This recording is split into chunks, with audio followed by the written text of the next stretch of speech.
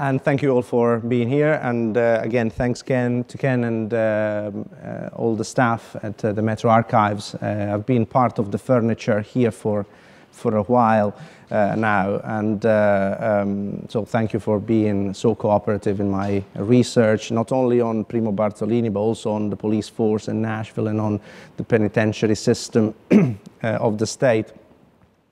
And thank you to Kelly over there, who has helped me greatly putting together the exhibition, which is, well, part of which, as Ken stated earlier on, is here. This is a smaller area of Primo Bartolini's collection that's preserved at here at the Metro Archives, and it deals with Bartolini's presence and experience of the Great War, whereas the exhibition we have in the corridor down there is a bit more about his arrival in Nashville, his life in Nashville, his poetry on the whole. The guy, as the title of my presentation today says, was a poet and a patriot and many other things, as a matter of fact. He's a very interesting character. And it's one of the, I would say, fortunate encounters that an academic makes, or a researcher in general, or someone who's passionate about a subject makes every now and then. When I started not really researching, when I bumped into the name of Primo Bartolini for the first time, it was, I think, the end of 2012. And it all happened here, actually downstairs in the lobby, as I was trying to figure out what the Italians' presence in Nashville was, or had been. Therefore, I clicked on, I started digiting on the keyboard, Italians and Nashville. And surprisingly, a folder on William Driver came up. That's where everything started. As you mentioned in the short presentation, Bartolini built his home on what had been William Driver's homestead. So that's what was in that small folder, with some more information about Primo Bartolini. And that's where I started trying to track down his family's roots. And that's when I found Francesca Bartolini, who sadly passed away a few months ago, her daughter, who still had in the attic of her home a few boxes. She didn't know what was in there. She said, well, this is what Daddy left me. Something has been lost. This is what I've got of him. So I don't know if it can be of any interest. Well, in there were lots of stuff. And those stuff have been now donated to the Metro Archives. A very quick donation by Virginia Richardson, whom I'd like to thank publicly, because it's always difficult to detach from memories of your own family, especially of this kind, and all of a sudden donate them to an archive for public use. So this is what happened in to cut the story very short. And this is what I'll be talking about today. Who was Primo Bartolini? What he did in Nashville, briefly, because he did many things, and what was his experience of the First World War, of the Great War, and in what way his identity shifted from a fully Italian identity to a fully American identity, how he Americanized in a course of a very few years. Now, as a background, this is something I'm not going to really talk about in my presentation, but the Italian community, an Italian community established itself in Nashville as per, let's say, the 1880s. Okay, there was an Italian band. That's the first trace of Italianness we could find, or at least an organized nucleus of Italians performing music. Well, in Music City couldn't have been any different. Performing music together, and that was the first presence that we could attest And numerous Italian clubs followed after that. And a great number of Italians arrived in Nashville. It's never been a big community, a large community such as maybe the one in Birmingham, Alabama, which arrived to total a few thousand people. In Nashville, numbers were much, much smaller. And it was a community that tended to Americanize as soon as possible, to avoid discrimination, to be part of the business setup or of the cultural industry. Bartolini is one of these people, and but is a unique character within this type of sociological, anthropological setup. I have summed up his figure as poet and patriot. I could have said many more things, but these are the two main aspects of his character, of his persona. Primo Bartolini arrived in Nashville in 1908. He was born in Fanano, as you see in the slides. Well, at the top, there's a very young Primo. That's the last picture taken of his in Florence, before, we must assume, soon before he came to Nashville. He was born in 1889 in Fanano. You see an overview of the village in the snow. It's a mountain or high hill village in the Modenese Apennine, a few miles south of Bologna, so we are in the north of Italy. An area that is not an area of great emigration. It's usually from the south that many Italians arrived, especially in North America. However, a few people left northern Italy, if you think, and northern Italian immigration, or immigration from northern Italy, is quite significant when it comes to Tennessee. If we think that the whole village of Bassignana, which is in the province of Alessandria, emptied itself and arrived en masse through chain migration in Memphis, because the plain of the delta of the Mississippi was not dissimilar to that of the Pianura Padana in Italy. So they found the same kind of climate, kind of conditions through which they could become, in the end, accomplished entrepreneurs, starting their own truck farming businesses and opening what was called as mom and pop store. And better their financial and social situation. At least 3,000 people moved to Nashville from Bassignana. So there was indeed some sort of a wave of immigration from northern Italy to the US, and in particular to Tennessee.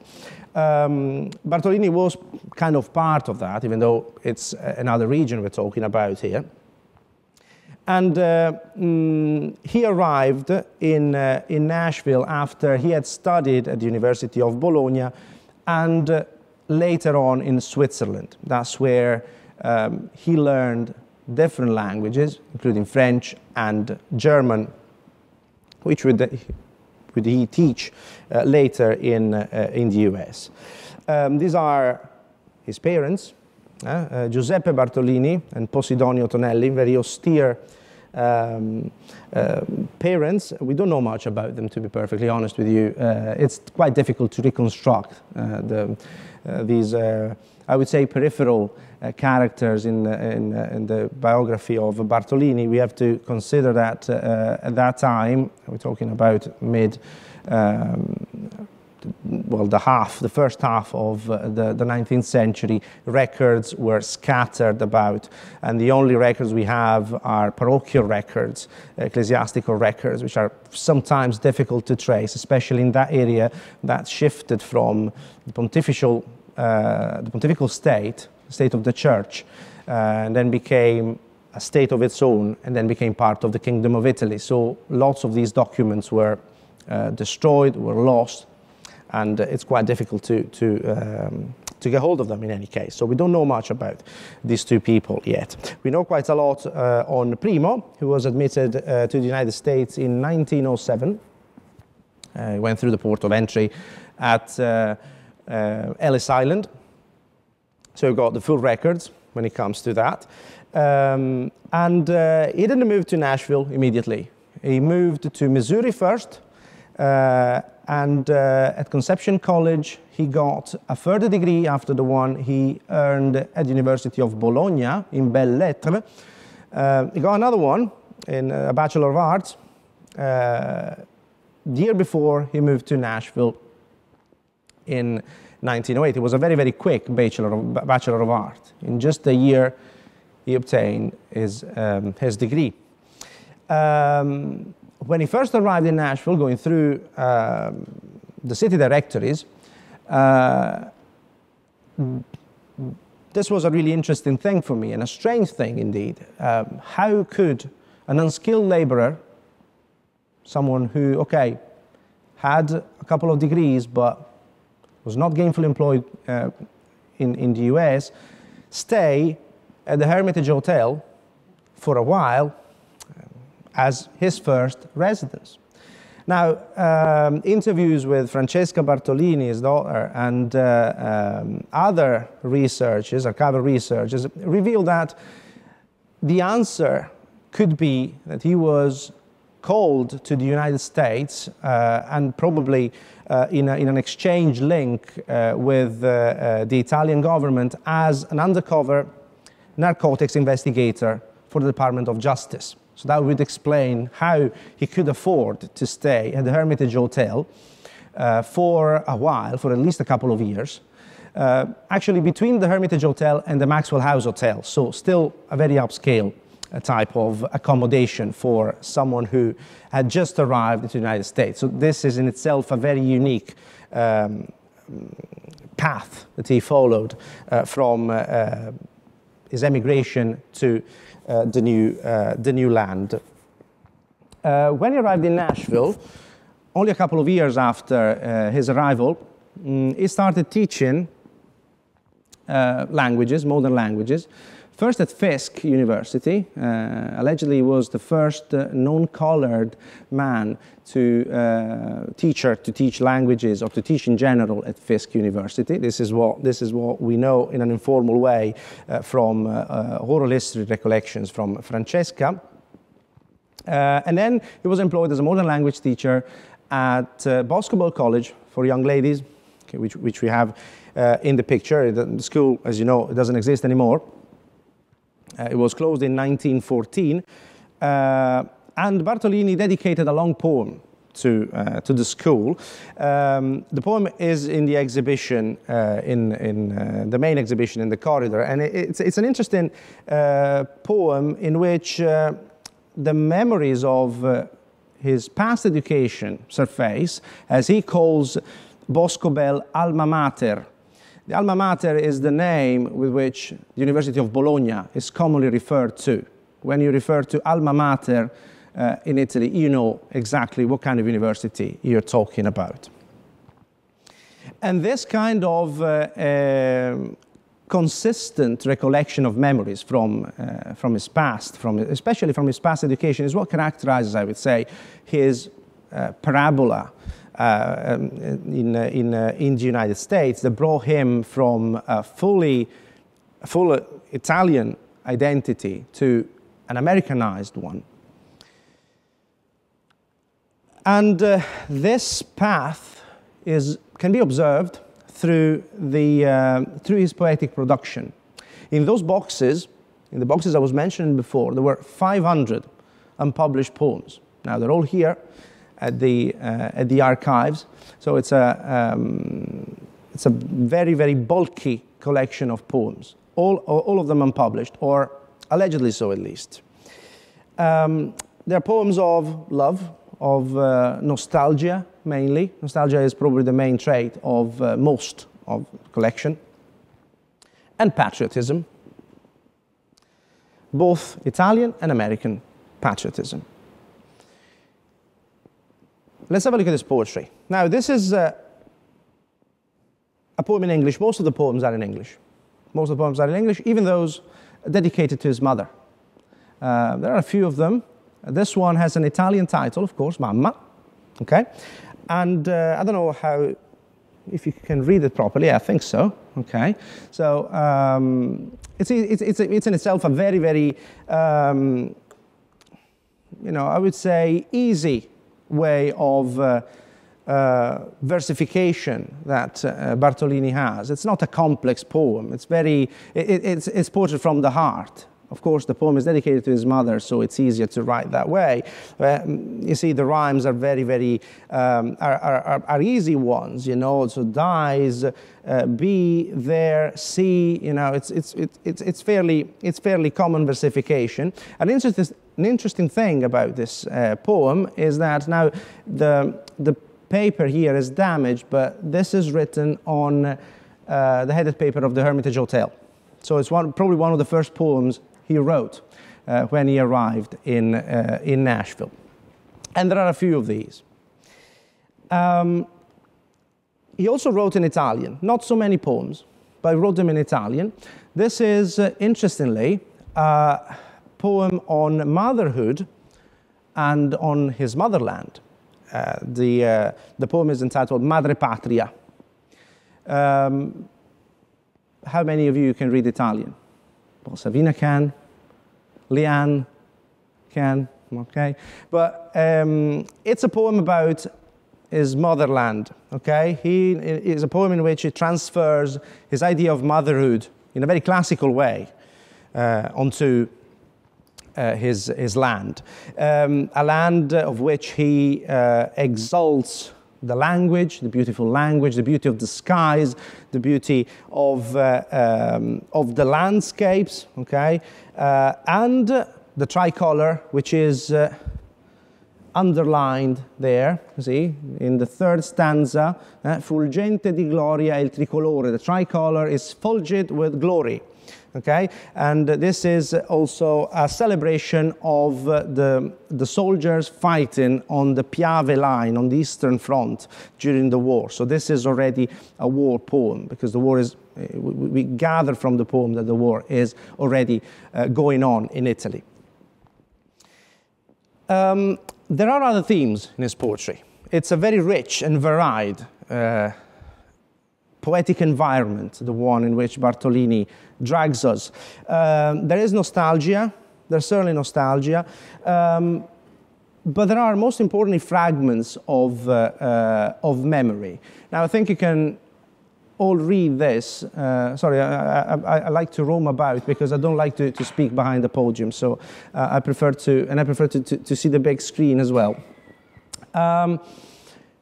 The nostalgia and the recollection of the past, of his little river, which is clearly a reference to the small river Leo, which crosses through the city of Fanano, in which he was born, the small village of Fanano, in which he was born.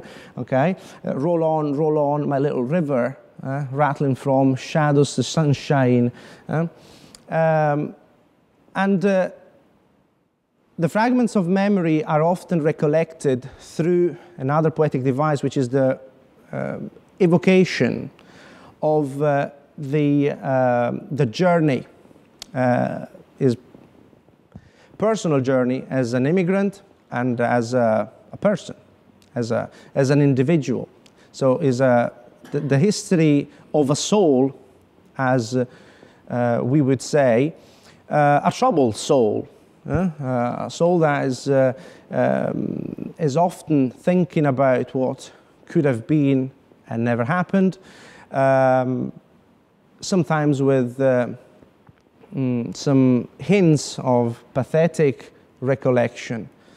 And it's something that is quite interesting, especially if you look at this poem here, My Little Ship, which reminds me very, very clearly of another, well, a great poet of the Italian tradition, which is Patriot.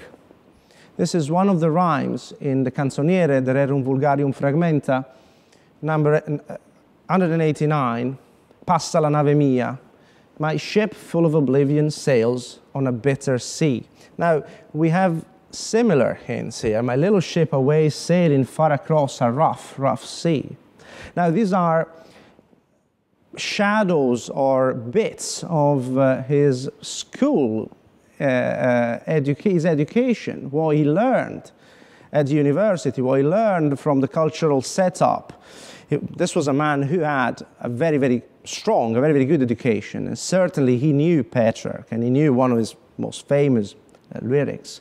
And he merges his own experience as a migrant, so someone who had journeyed, and what a journey that was, through the ocean to immigrate into a new land, with memories of his cultural background that surface often, and evermore, I would say. We have continuous references to the land which is far away. We have a little road, my heart, a word of peace. And then at the end is dark, and my home port is far away. The reference is always to the port, to the ship that sails away from the port. And obviously, these are the memoirs of an immigrant. It's some sort of a diary written in poetry, in a way.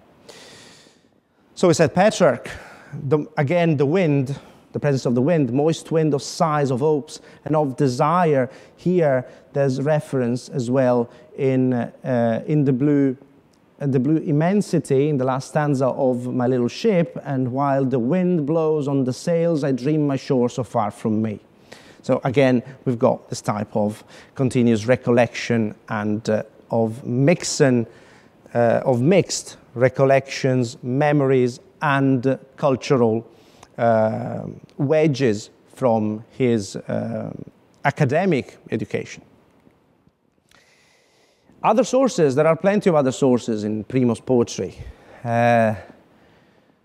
Solitude and pessimism, in a way. Giacomo Leopardi, this is when he refers to the immensity, it's impossible not to think about Giacomo Leopardi's L'Infinito, the infinite, in which the poet refers to an immensity in which my thoughts are lost. In questa immensità s'annega il pensier mio. There's another interesting thing. Bartolini studied at Bologna when Giosuè Carducci, which was a so-called poeta vate, the national poet, the poet laureate of Italy, before Gabriele D'Annunzio and before Giovanni Pascoli, of whom Carducci was the teacher. Carducci died in 1907, if memory serves me right, so before Bartolini, a year before Bartolini left for America. And we're sure that Bartolini studied under him. And Carducci was, interestingly, the one who introduced into Italy the study, or at least the poetic collections of Walt Whitman, which you recognize in the middle there, right? Carducci is the beardy guys at the top. Whitman is in the middle, and you've probably come across his poetic collection, Leaves of Grass. Now, Leaves of Grass were probably taught by Carducci at the very end of his career at the University of Bologna. So chances are Bartolini knew that. And as a kind of a proof of that, we have the last bit of information I put on the slide. According to a couple of newspapers' report, we don't have these poetic collections that Bartolini might have published, but a newspaper tells us, two newspapers tell us that he had published two poetic collections called Crumbs and Scattered Leaves. Now, Scattered Leaves could well be a reference to the Leaves of Grass written by Walt Whitman, but also to the fragmenta, the fragments of poetics of Petrarch. And the other collection that he wrote is on the same line, Crumbs, small bits. So we have this poetry of fragments that surfaces, even in the two titles of collections that unfortunately we don't have. They're not published. They're nowhere to be found, at least, or I haven't found them yet. But these are other possible sources for his portrait. So you can see a very, very complex, very, very, it was a polymath of a man, Bartolini, and it was a poet that liked to draw from different poetic heritages, such as that of Leopardi. Leopardi is a 19th century poet, early 19th century poet, and we've got more modern ones such as Carducci and Whitman from different sides of the ocean, and Petrarch as well. So you see how multifaceted his production, his poetic production is. In Nashville, he wrote a lot. He wrote quite a lot of poems of different nature.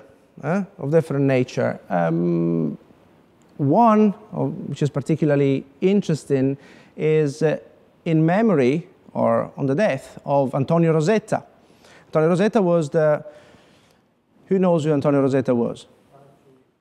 Fire chief. Fire chief. Fire chief from Genoa, Antonio Alonso Rosetta, has been in charge of the fire department in Nashville for 20 years, okay, until 1920 when he died, very suddenly, as a matter of fact, and in a very, very heroic vein, Bartolini, this is a poem published in a newspaper, exalts the figure of Rosetta, served the city so well.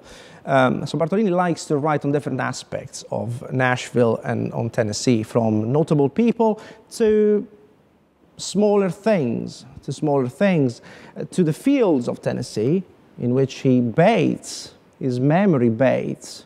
Okay, again, like Leopardi and his Infinite, okay? He likes to immerse himself in the setting of rural Tennessee, or he likes to describe even unusual aspects of life in town, like in the other poem you see on the right-hand side, on my right-hand side at least, on the corner of Fifth Avenue, in which he describes the area around his house, which was on Fifth Avenue South, and that was a particularly rough area in which prostitutes, even underage ones, were. And that's a poem in which, in a pathetic vein, he describes his going with one of them, saying, poor thing, poor soul, and then says, well, you know I did the wrong thing, but, I went with you because you attracted me with the gaze of your eyes. So there's also this Petrarchan, way of acting from the woman, who's irresistible in a way. This kind of still novistic love, post-still novistic love, which Bartolini uses to describe, a situation that is a bit unconventional, to say the least. Okay, at least for modern times, okay? After that, we can move on to the war poems. Bartolini was drafted, volunteered and was drafted as the first non-Tennessean to serve for the state with number 854. We've got his card here. The draft card is there too. You see his job there, teacher, linguist, okay, so it's all there. And Bartolini volunteered, he was sent to Vancouver Barracks, Washington State. And there he only taught languages, he never saw the front, okay, he was never sent to Italy to fight properly, okay, so you need to think about this when you think of his experience as a war poet, okay? So as one of those poets who never went to see the horrors of the war, and I will conclude on this at the end of my presentation today. In Nashville, when he went to war, he produced quite a lot of poems. He came back full of honors. Okay, you see some of the honors people tributed to him here. He founded the club, the Diaz Club, at the front at Washington. Reports from there flew into the local newspapers in Nashville. In 1918, he won a competition, a poetic competition launched by the Sun, the New York Sun, one of those sock songs competitions, in which he wrote a poem about the women who made their own war, staying at home and knitting the socks for the soldiers. He won the competition. He, again, allegedly received a note from President Wilson congratulating him about the great job he was doing.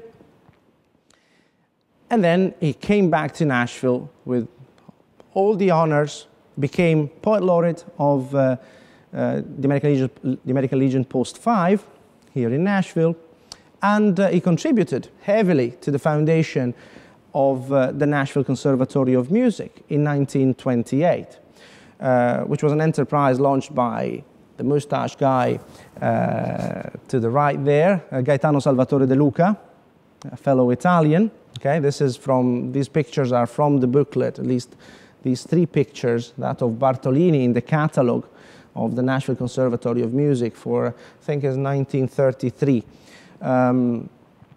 Gaetano De Luca, the founder, and this is the faculty of the conservatory. And you see a bit older Bartolini up there, okay, in the corner. Okay, it was an enterprise that endured quite a lot of luck with several enrolled students, between 200 and 300 per year, according to the reports we have. And that ceased to be in 1936 when De Luca died of brain tumor after having refused surgical intervention. In 1931, Bartolini, because so far we talked about Bartolini as a poet, as a single man, I never mentioned any female presence in his life except for the loved ones in his poetry. Bartolini was married. He probably married her wife, Maria, from Naples, so a north and south couple, before he moved to the US. He was probably thinking of his experience in America as that of one of the many birds of passage who would arrive here, stay for a while, and then go back, especially if he had an appointment at the government level, as we assumed. So he thought he was probably going to be here for a short period of time, and then he would go back. That wasn't the case, and in 1931, after Bartolini was knighted by the King of Italy, for his services for the Allied cause during the war, Maria joined Primo in Nashville. And in Nashville, the first thing they did was to try and find a new place where to live. Now, the place was top right side, where old seaman's William Driver, the guy who named the American flag Old Glory, a Unionist, during the Confederate occupation of Nashville, as a matter of fact, where William Driver established his abode during the year of the Civil War and after. The place was wrecked when Bartolini and his wife saw it first. As I said, the area was a bit rough. So Bartolini decided to build his own house. And this is the result, you see, okay? In the top left corner, this is him, you know, it's a beautiful house that remained with us until 2015. He has been sadly knocked down now, and I believe now multi-stories multi-stories buildings are now in its place. Okay, it was a really strange artifact. Okay, he has this small Italian touch probably at the top there. Okay, you see the year of foundation, 1931. He built it himself. Okay, and he built it himself using a great deal of stones dug from the ruins of Driver's old home. He found that the foundations were still strong and had a lot of things that could be reused. So he built this rectangular shaped house using those stones and collecting stones from Independence Hall and from the tombs of presidents. Now, don't ask me how he did go and actually take these stones from the tombs of presidents Washington, Jefferson, Jackson, Polk, Lincoln, Garfield, McKinley, and he also, I believe there was also something belonging to the tomb of Benjamin Franklin. So you know, it was a bit of a character. Let's face it. You know, and he tried to inject a kind of character in this unique house that he built for himself and for his family. This was a rather numerous family. I believe he had 6 kids in total, a marker, an historical marker was put there by the side of the house by the Historical Society, Nashville Historical Society, and this is what Bartolini told the official who asked him. The officials who asked him permission to put the marker on his property, because you know you need permission to do that. Okay, if we take care of our great men, we will help to make people better. This is the official response that we have from Bartolini to the Historical Commission. So finally, he managed to tie himself up physically, okay, to the guy whose house was standing there before he bought the lot, and on top of which he actually built his own house. Atop of the house, you see a flagpole with an American flag. That was the pièce of résistance of his house. He loved that. He did it on purpose because every single national holiday, he would unfurl Old Glory in memory of William Driver and as an act of, a tangible act of patriotism. Okay?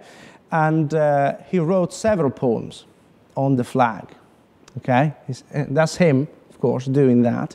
There's a picture taken for the banner, for the Nashville banner. You see 2 bits of poetry he wrote for his flag, for his new flag, not for the Italian flag anymore, but for the American flag. I proudly raise my flag, I do it every day. It flies above my home, the place I chose to stay. And then again, I freely waves upon the mast, and dimmed its story bright, no stains obscure its red and blue, no treason blots its white.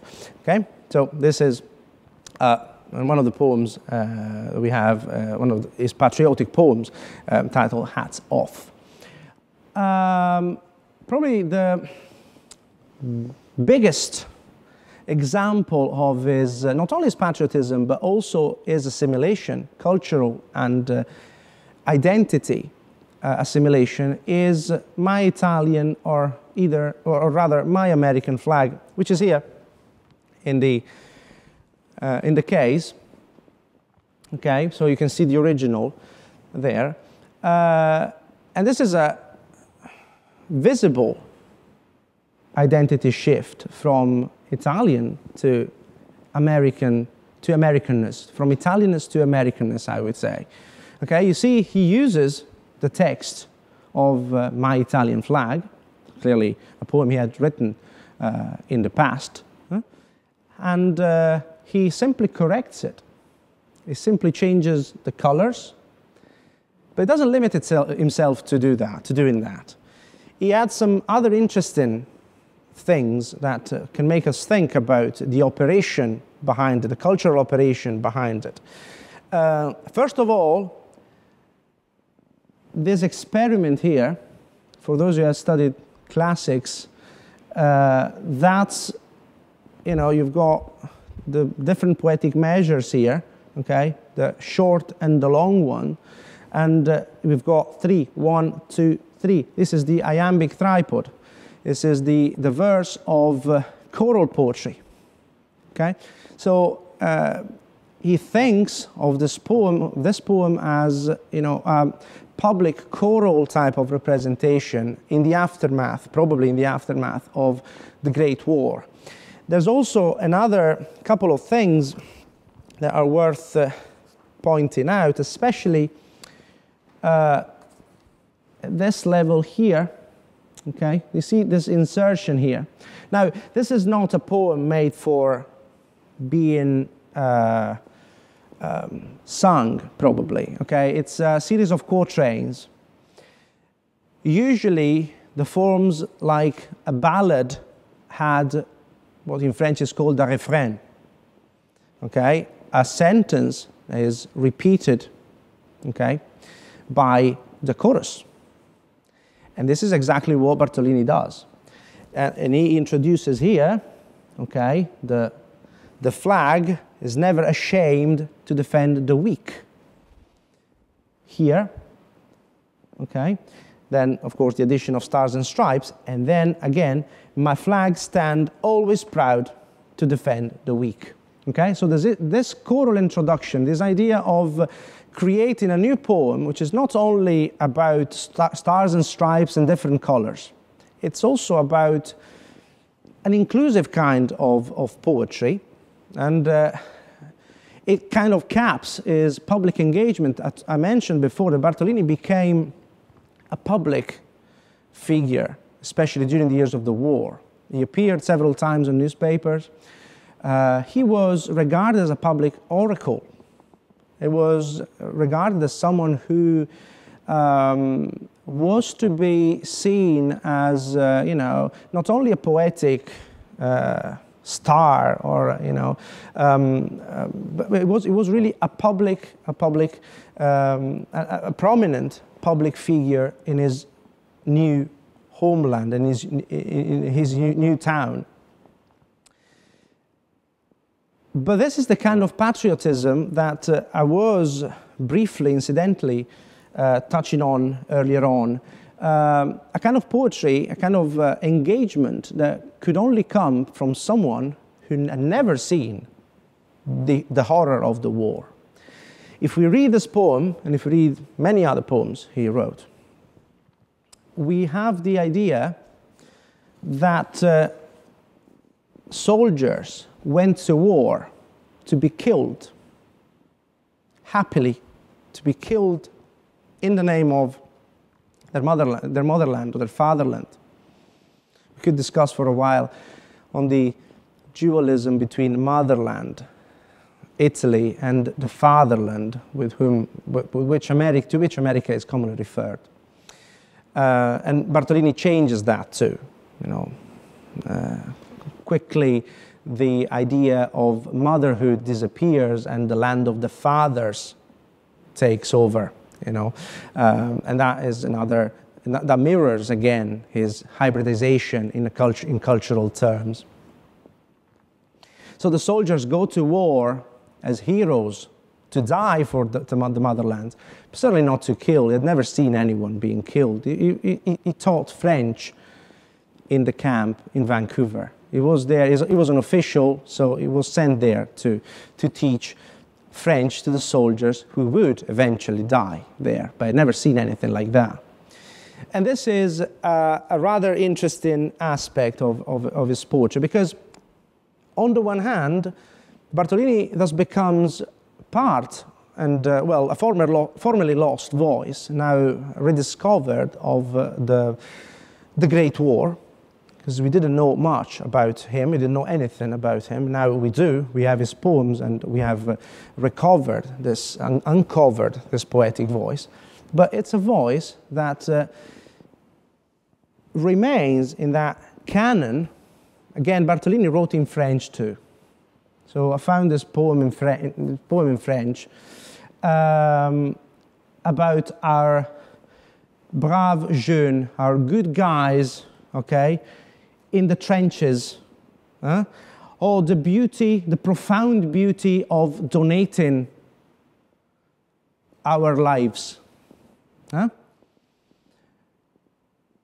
la défense de la liberté de la patrie, to defend the freedom of the country. You see, the rhetorical fabric of the poem is, you know, the usual rhetorical pattern of certain war poetry. Okay, we die calm because we know we are in the right, but we die calm. And then we have this last bit, which is another possible source. It uncovers another possible source for his poetry, that of Marcel Proust. A poem written within La Recherche du Temps Perdu, published in 1915, À l'ombre de jeunes filles en fleurs.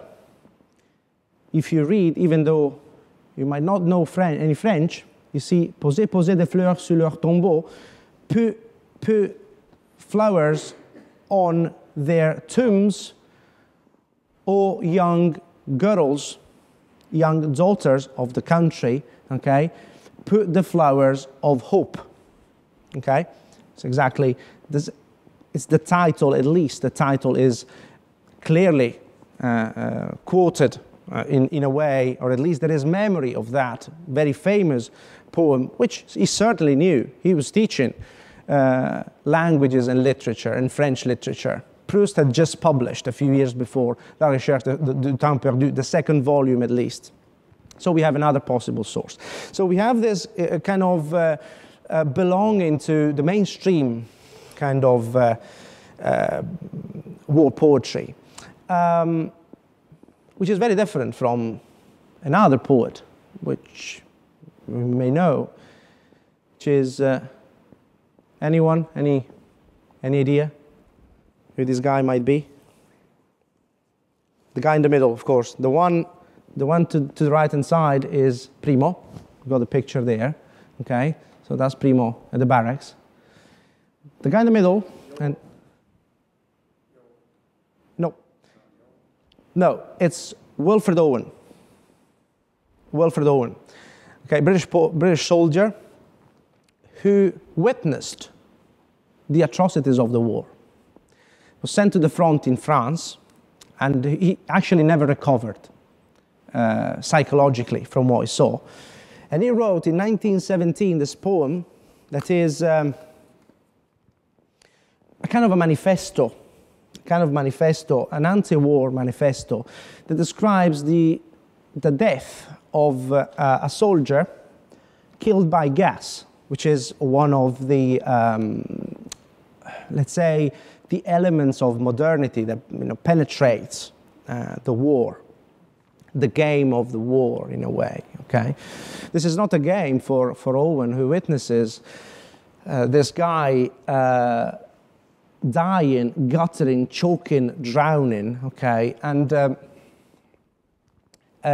in a way, this is a complete shift from Bartolini's poetry, or the kind of poetry that Bartolini expresses in his verses. A poetry that is manneristic in a way. It's just manneristic. Bartolini, as I said, never saw any proper war action, so he wrote according to a very, very clear and usual and probably abused even rhetorical pattern that ran for generations and for centuries, from Patriot, from many others, when it came to the description of war as a sheer act of heroism. Now, Owen says something else, and he says it in the last few lines. My friend, you would not tell with such high zest to children ardent for some desperate glory. Okay, this is the idea Owen has, it's not heroic, it's the search for desperate glory. The old lie, dulce et decorum est pro patria mori, which is from the Latin, of course. It's sweet and great moral stance to die for your fatherland. And he describes it as the old lie. Is the old lie.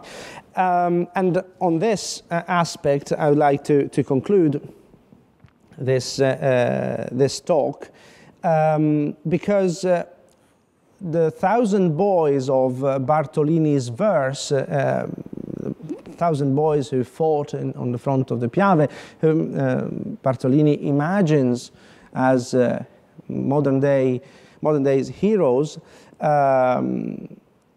were fighting the foes in the Flanders or in the Alps with all glory, flying for liberty.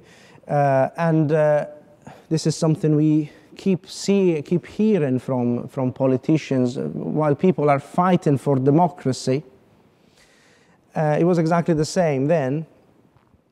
The truth was a different one, probably. And I think if we look around us here, that old lie, which we may call rhetoric in more academic terms, but it is in the end an old lie, is plastically evident in this room, because this war here was regarded by many as the last war. It was the big war, the great war. After that, no more wars. Well, there's 1, 2, 3, 4, how many after that? So that old lie, has been, exposed by poets such as Owen, but it doesn't reduce in any way the role and the value of Bartolini's war poetry, which, as I said, has regained its space, or gained for the first time the space in,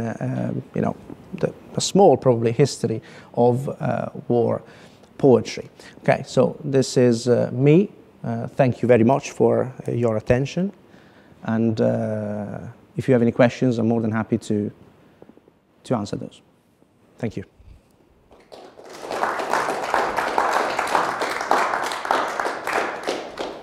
Yeah. Any English, French, or Italian composers write popular songs based on his writing? On Bartolini's poems, you mean? Yeah, you said he wrote thousands, hundreds. 500. 500. 3 languages. Yeah. William Faulkner, according to what we know, who was a colleague of Bartolini at the Nashville Conservatory of Music for a while, put one of his poems into a love poem into music. We have the score for that. So yeah, someone did. Someone, yeah. Yeah, someone did. No songs of that kind, and not patriotic songs either. Yeah, but yes, someone did. And also, I was wondering, I was reading some items from the showcase. It was that the box in the attic you mentioned did not contain a letter from President Wilson. Unfortunately not.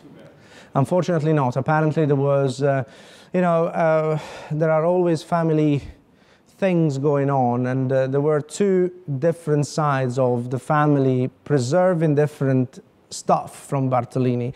Luckily we've got the poems. Apparently there was a trunk full of other things that has been lost because it was belonging to, well, the part of the family who didn't particularly care much. This is according to the other side of the family, of course. This is not my view, but because you never know what's going on, but possibly. Maybe another attic somewhere. There might be another attic somewhere else, yes, or probably everything was in that trunk, including his books. If we had the books, we could maybe prove that indeed he had, for instance, read Proust or other poets that I mentioned here. But I think from that point of view, the legacy of these poets is clear enough. But yeah, it would have been great to have documents such as the one you've mentioned. So yeah, Ken. You mentioned he's got 500 points, but he didn't really publish or sell them. So was this like a hobby for him? Did he do this on his, just created his poetry and occasionally publish one? I've asked myself the question a lot of times. Was he writing for? Who was he writing for, right? Because yeah, you don't write 500 poems just, you know, for your person. Well, probably, yeah. Well, ego always plays a big part when it comes to poetry, right? You know, you like to write for, you know, for its own sake. So, but certainly he had the idea of publishing these, and I believe he did publish these two collections. Now, how he did, I mean, ISBN codes did not exist back then. People self-published books. So chances are they never got to the Library of Congress, for instance. Otherwise, we would still have a copy. But there's nothing like that left. So chances are these copies were either printed, you know, by him or by someone closely associated with them. And then, you know, once the copies were gone, everything was gone. So, you know, he was not a professional poet. He hadn't. I don't see in him the ambition to, you know, to become, you know, a recognized poet simply because he already was, without the need of publishing. You know, probably one of these poems that he published in, a few of these poems that he published in newspapers had a much you know, stronger resonance in, you know, in public opinion than a collection would have today. So he would just publish, you know, the one on Rosetta, the one on the war, then he won a poetic contest.